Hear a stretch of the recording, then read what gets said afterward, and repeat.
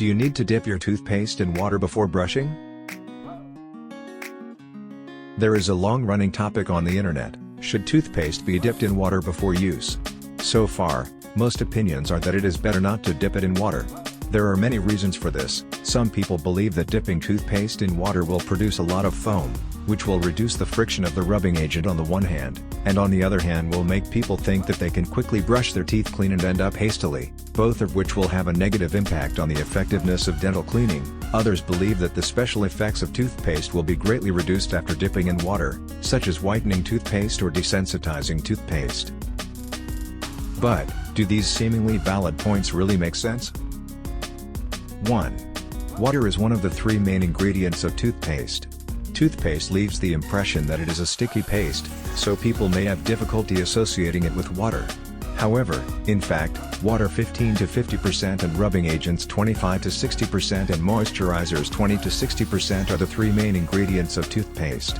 Given that the ultimate point of toothpaste existence is to increase the friction of toothbrush bristles on the tooth surface, the friction agent in toothpaste is also one of the main ingredients. However, it is obvious that if toothpaste has only one ingredient, the solid particles in it will either be like a scattered sand that cannot work together and thus cannot play the expected cleaning role, or they will be relatively hard and hard against the teeth, which may eventually cause more damage to the teeth may end up causing more damage. Therefore, the liquid water as a friction agent can be side-by-side combatants involved in toothpaste. One can cohesion friction agent particles, the other can cushion friction between the friction agent particles and teeth. Of course, the water in the toothpaste is not ordinary water, but distilled water, deionized water. It is worth noting that, except for baking soda, most rubbing agents are insoluble in water, so the addition of water does not usually have an essential effect on the stain removal ability of rubbing agents. However, the mere presence of water in toothpaste is not enough. Not only does water slowly evaporate, but it is often distinct from the rubbing agent particles, so it is also necessary to introduce a humectant into the mixture of the two. When the rubbing agent particles, water, and moisturizer are mixed together, only then can they be said to be watery and well integrated. And these three ingredients are the most basic ingredients of various toothpastes. This shows that toothpaste is not insulated from water, but cannot be separated from water. 2. Toothpaste efficacy of the ingredients afraid of water? Although the basic ingredients of toothpaste are not afraid of water, but is it possible that the efficacious ingredients are afraid of water? As mentioned earlier, a lot of claims that whitening toothpaste, desensitizing toothpaste will fail because of dipping in water. Not to mention the limited amount of water toothpaste dipped in water.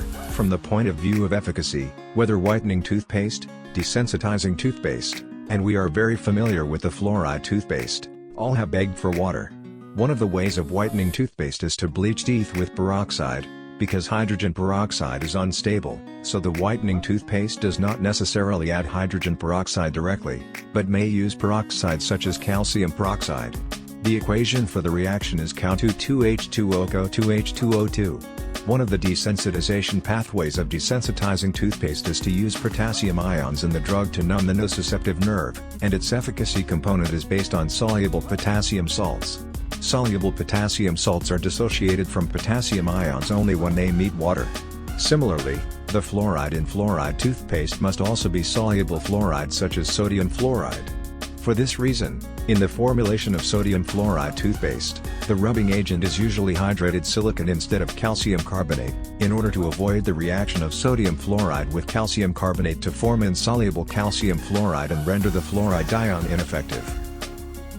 To sum up, the efficacy of the ingredients is also not only not afraid of water, but also need the cooperation of water to work. So, after understanding all this, you still think toothpaste cannot be dipped in water to use? Of course, taking into account the moisture of saliva in the mouth of healthy people, toothpaste dipped in water or not is not harmful, as long as the choice is based on personal habits. But if saliva secretion is abnormal, or toothpaste paste is relatively viscous, dipped in water is a more appropriate choice.